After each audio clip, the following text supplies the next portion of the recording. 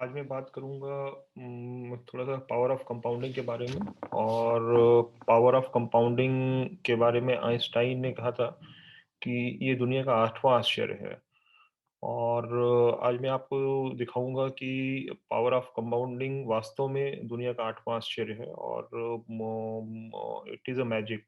अगर आप इसको समझ लेते हैं और इसको यूज़ करते हैं तो ये आपकी लाइफ में बहुत बड़ा चेंज ला सकता है। तो आप यहाँ देख सकते हैं मैंने एक यहाँ पे नंबर ऑफ इयर्स लिया है, कितने साल आप इन्वेस्टमेंट करके रखते हैं। और दूसरा मैं सेविंग दिखा रहा हूँ, मंथली आप सेविंग कितनी कर रहे हैं, 10,000 रुपये महीने की आप सपोज करिए सेविंग कर रहे हैं। और साल में 1,20,000 रुपये की आप टोटल सेविंग होती है। और आपका ये ईयर रेट ऑफ इंटरेस्ट जो है या रिटर्न ऑन इन्वेस्टमेंट जो है वो 15% का यहाँ मैं कंसिडर कर रहा हूँ। तो जो आपका रिटर्न है, ईयरली रिटर्न है, वो यहाँ पे शो कर रहा है। टोटल आपका जो वेल्थ क्रिएट हो गया उस पे 15% ये ऐड करते हैं जा रहे हैं हम। और ये आपका ईयर के एंड में वेल्थ दिखा रहा है, आपके पास कितनी वेल्थ क्रिएट हो जा रही है इस इन्वेस्टमेंट से। तो अब इस पावर ऑफ कंपाउंडिंग में 3 चीज़ें बेसिकली आपको यहाँ पे जानने की ज़रूरत है, जिस पे आप ध्यान दीजिएगा, बहुत ही इम्पोर्टेंट हैं। सबसे पहले इस पावर ऑफ कंपाउंडिंग में जो इंटरेस्ट रेट है, वो बहुत इम्पोर्टेंट है, कितना रिटर्न आपको मिल रहा है आपके इन्वेस्टमेंट पे। और इसका फ़ॉर्मूला जो है अगर मैं लिखूँ तो होता है जो आपका टोटल प्रिंसिपल होगा, जो आपका कॉर्पस होगा टोटल, वो इक्वल टू होता है आपका जो भी प्रिंसिपल है वो, और ब्रैकेट में आपको 1 plus R, rate of return जो है या इंटरेस्ट रेट जो है, और इस पूरे की पावर एन, एन जो कि नंबर ऑफ पीरियड है। तो ये आप देख सकते हैं यहाँ पे ये जो भी आप इन्वेस्ट करते हैं, प्रिंसिपल तो ब्रैकेट के बाहर है, लेकिन अंदर जो है ब्रैकेट के अंदर रेट ऑफ इंटरेस्ट जो है ये बहुत इंपॉर्टेंट है, क्योंकि इसकी पावर एन हो रही है, इसकी पावर एन हो रही है और एन बार ये मल्टीप्लाई हो रहा है आपका वेल्थ क्रिएट करने में। और ये एन भी इम्पॉर्टेंट है कि कितनी बार आप मल्टीप्लाई कर रहे हैं उसको, ये दोनों बहुत इम्पॉर्टेंट है। तो हम यहाँ पे आपको दिखाएंगे कि किस तरह से रेट ऑफ इंटरेस्ट आपका मैटर करता है। सपोज करिए आप इन्वेस्ट कर रहे हैं अपना सेविंग्स बैंक में, आप डाल रहे हैं अपना पैसा, इन्वेस्ट कर रहे हैं जो भी 1,20,000 रुपये या 10,000 रुपये महीने हैं। और आपका इस तरह से 10 साल के बाद आपका 12 लाख रुपए, 12,32,000 रुपये का आपका टोटल वेल्थ क्रिएट हो जाता है। 20 साल में आप देखें तो 25,30,000 रुपये का वेल्थ क्रिएट हो जाता है। तो अब अगर हम यहाँ देखें तो 20 साल के बाद आपका 25,30,000 रुपये होता है यहाँ पे। अगर हम यही अगर एफडी कर देते हैं तो आपका ये 20 लाख से बढ़ करके 6% के इंटरेस्ट रेट पे 35 लाख रुपए हो जाता है आपका टोटल वेल्थ 20 साल में।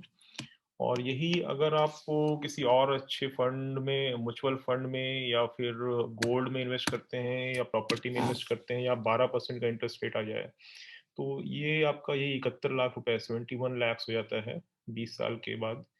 और अगर आप इसको किसी और अच्छे इक्विटी म्यूचुअल फंड्स में या स्टॉक्स में या लैंड में इन्वेस्ट करते हैं, जहाँ पे आपको 15% का रेट या 20% का रेट आ जाए, तो यही 1 करोड़ रुपए पहुंच जाता है। 1 करोड़ 1,49,000 रुपये यहाँ पे दिखा रहा है।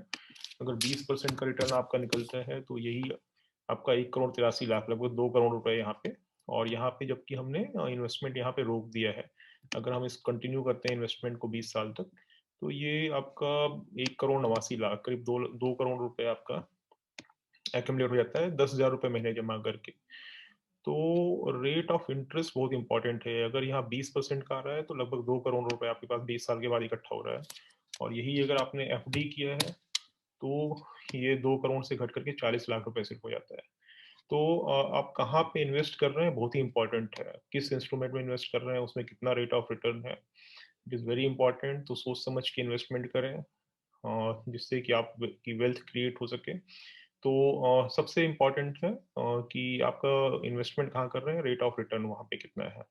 दूसरा आपका जो मैटर करता है यहाँ पे टाइम, टाइम यहाँ पे मैटर करता है। अब देखिए अगर हमने 20 साल ही सिर्फ इन्वेस्टमेंट किया 10,000 रुपए के महीने के रेट से, तो आप देख सकते हैं कि 20 साल के बाद, 10 साल के बाद आपके पास 13,96,000 रुपए, 20 साल के बाद 40,83,000 रुपए। यहाँ पे अगर मैं इंटरेस्ट रेट या रेट ऑफ रिटर्न अगर हम 12% लेके चलते हैं, जो कि एक नॉर्मल अचीवेबल रेट है आपका स्टॉक्स में, म्यूचुअल फंड्स में, गोल्ड में और प्रॉपर्टी में। तो आप देख सकते हैं कि 10 साल के बाद 18 लाख रुपए, 20 साल अगर होता है तो 77 लैक्स, लगभग 4 गुने से भी ज़्यादा हो गया। और अगर आप इसी को 30 साल का टाइम देते हैं तो ये आपका 2,39,00,000 रुपए हो जाता है। और आपने अगर 40 साल का टाइम दिया इसको तो 7,43,00,000 रुपए हो गया। और आपने इसको अगर 50 साल का टाइम दे दिया इस इन्वेस्टमेंट को, तो ये आपका 23 करोड़ रुपए हो जाता है। तो जहाँ यही 10,000 रुपए का इन्वेस्टमेंट 20 साल के बाद 77 लाख 77 लाख रुपए है, आपको 50 साल के बाद ये 23 करोड़ हो जाता है। तो आप देख सकते हैं पावर ऑफ कंपाउंडिंग का मैजिक। और अगर आपने इन्वेस्टमेंट को अपने समय दिया, मतलब आपने इन्वेस्टमेंट जल्दी शुरू कर दिया और उसको लंबे समय तक होल्ड किया, तो इतना बड़ा वेल्थ आपको दे सकता है ये कि आप इमेजिन भी नहीं सकते हैं, इमेजिन भी नहीं कर सकते हैं।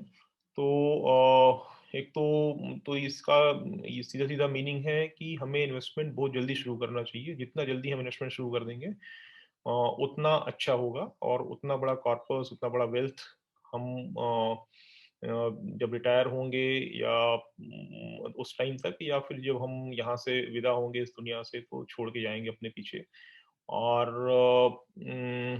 या हम उसको यूज़ भी कर सकते हैं अपने अपने लाइफ़स्टाइल के लिए, अपने लिविंग के लिए उसको हम यूज़ कर सकते हैं उस वेल्थ को। तो तीसरा जो इम्पोर्टेंट फैक्टर यहाँ पे देखने की ज़रूरत है कि ये जो हम फिक्स्ड इन्वेस्टमेंट कर रहे हैं 10,000 रुपए महीने का, ये कब तक करना है आपको? 10 साल करना है, 20 साल करना है, 30 साल करना है? कई लोग पूछते हैं कि कितने साल ये इन्वेस्टमेंट करना चाहिए हमें? तो इसका एक बहुत अच्छा मैं दिखाऊँगा मैजिक आपको कि जैसे ही आपका जो एनुअल इन्वेस्टमेंट है, एनुअली महीने में 10,000 आप यहाँ पे कर रहे हैं, एनुअल 1,20,000 रुपए आप कर रहे हैं इन्वेस्टमेंट। जैसे ही ये एनुअल इन्वेस्टमेंट इन्वेस्टमेंट जो है, इसका 4 गुना आपका जो रिटर्न आ रहा है, वो अगर इसका 4 गुना हो जाता है, फिर ये इन्वेस्टमेंट करने की ज़रूरत नहीं रह जाती है। फिर अगर आप इन्वेस्टमेंट नहीं भी करते हैं, तो भी आपका आपको लगातार पैसा आता रहेगा, आपकी वेल्थ बढ़ती रहेगी। तो यहाँ पे आप देख सकते हैं कि हम अगर 12% का रेट ऑफ रिटर्न है, तो यहाँ यहाँ पर आकर के 16वें साल में आकर के आपका ये 4 गुना लगभग हो जाता है। आप 1,20,000 रुपए इन्वेस्टमेंट कर रहे हैं साल में, 4,73,000 रुपए आपका रिटर्न आ जा रहा है इन्वेस्टमेंट पे। आपकी इस इन्वेस्टमेंट पे रिटर्न 4,73,000 रुपए आ जा रहा है। तो लगभग 4 गुना यहाँ से हो गया। अब इसके बाद अगर आप नहीं भी करते हैं, आप यहाँ पे 20 साल के बाद देख सकते हैं 77 लैक्स है। अगर आप इसके बाद 16 साल के बाद नहीं भी करते हैं इन्वेस्टमेंट, तो भी बहुत ज़्यादा फ़र्क नहीं पड़ेगा। 77 लाख था, 71 लाख रुपए हो गया। बहुत ज़्यादा अंतर नहीं आएगा, थोड़ा-सा आपका वेल्थ डाउन होगा, बट आप इन्वेस्टमेंट बंद कर देते हैं, बहुत ज़्यादा उससे फ़र्क नहीं पड़ेगा। तो हमें कब तक इन्वेस्टमेंट करना है? यहाँ 16 साल तक। अब ये कब, अगर इसका रेट ऑफ रिटर्न जो है, ये अगर चेंज होता है, तो ये आपका कितने साल में 4 टाइम्स होगा, ये आपका चेंज हो जाएगा। अब देख सकते हैं अगर आपने एफडी किया है, तो यही एफडी आपको लगातार करते रहना पड़ेगा, लगातार इन्वेस्टमेंट 10,000 रुपए करते रहना पड़ेगा। कब तक? आप देख सकते हैं 4 टाइम्स यहाँ पे मैं यहाँ पे इसको बढ़ा देता हूँ और अभी भी 4 टाइम्स नहीं हुआ ये, 1,20,000 का। जब तक 4,80,000 5 लाख के लगभग नहीं टच कर जाता है, तब तक आपको इन्वेस्टमेंट करना पड़ेगा। तो यहाँ पे आप देखते हैं, यहाँ पे आकर के लगभग ये 5 लाख पहुँच रहा है, तो इसका मतलब 30 साल तक आपको इन्वेस्टमेंट करना पड़ेगा, तब जा कर के आपको जो वेल्थ है, वो ऑटो पायलट मोड में आ जाएगी आपकी और अपने आप वो बढ़ती रहेगी बिना आपके फर्दर इन्वेस्टमेंट किए। तो आपको इसका रेट ऑफ रिटर्न यहाँ भी बहुत इंपॉर्टेंट हो जाता है और इसीलिए इम्पॉर्टेंट है कि हम ऐसे इंस्ट्रूमेंट में इन्वेस्ट करें जहाँ पे कि रेट ऑफ रिटर्न बहुत अच्छा हो। अगर ये रेट ऑफ रिटर्न 20% का है तो आप देखिए ये आपका 11 साल में ही आपका 5 लाख पार कर जाता है, इसका 4 टाइम से ज़्यादा हो जाता है। और उसके बाद अगर आप नहीं भी इन्वेस्ट करते हैं तो आपका ये वेल्थ ऑटो पायलट मोड में आ जाएगा और अपनी स्पीड से बढ़ता रहेगा ये। बहुत कम अंतर आएगा आपके इन्वेस्ट करने और नहीं करने से उसके बाद। तो आप 11 साल में ही फ्री हो जाएँगे, अगर आपने अच्छे इंस्ट्रूमेंट में इन्वेस्ट किया जहाँ पे कि 20% रिटर्न आ रहा है। आप देख सकते हैं आपका 20 साल के बाद अगर मैं इन्वेस्टमेंट करता जाता हूँ, तो 1 करोड़ 89 लाख रुपए आपका इकट्ठा हो रहा है और इसको अगर मैं 11 साल के बाद बंद भी कर देता हूँ, अगर मैं 11 साल के बाद बंद भी कर देता हूँ, तो भी आपका 20 साल के बाद 1 करोड़ 64 लाख। तो हार्डली ज़्यादा अंतर है, 1 करोड़ 89 लाख अदरवाइज़ आपको हो रहा था। अगर लगातार आप इन्वेस्टमेंट कर रहे हैं और अगर आप इन्वेस्टमेंट बंद कर देते हैं 11 साल के बाद, तो भी आपको 1 करोड़ 64 लाख रुपए की वेल्थ क्रिएट हो रही है और ये आगे बढ़ती जा रही है 10 करोड़ रुपए 30 साल के बाद और 40 साल के बाद 63 करोड़ रुपए और 50 साल के बाद 390 करोड़।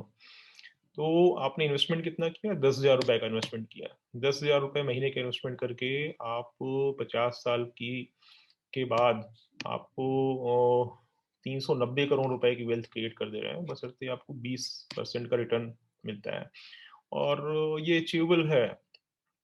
जितने भी इन्वेस्टर्स हैं, लॉन्ग टर्म इन्वेस्टर्स, अच्छे इन्वेस्टर्स हैं, लाइक वॉरेन बफेट का है। वॉरेन बफेट का जो रिटर्न रहा है, जब से उन्होंने इन्वेस्टमेंट शुरू किया है, वो 23% का, मैंने कहीं पढ़ा था कि 23% का एवरेज रिटर्न रहा है उनका जब से इन्वेस्टमेंट शुरू किया और उन्होंने बहुत जल्दी 16-17 साल की एज में उन्होंने शुरू कर दिया था इन्वेस्टमेंट और अभी उनकी एज 90 ईयर्स हो गई है। तो आप समझ सकते हैं कितना 73 ईयर्स 73 साल हो गया उनको इन्वेस्टमेंट करते हुए। तो अगर किसी को लग सकता है कि ये 50 साल तो बहुत आप बता रहे हो, 50 साल के बाद कौन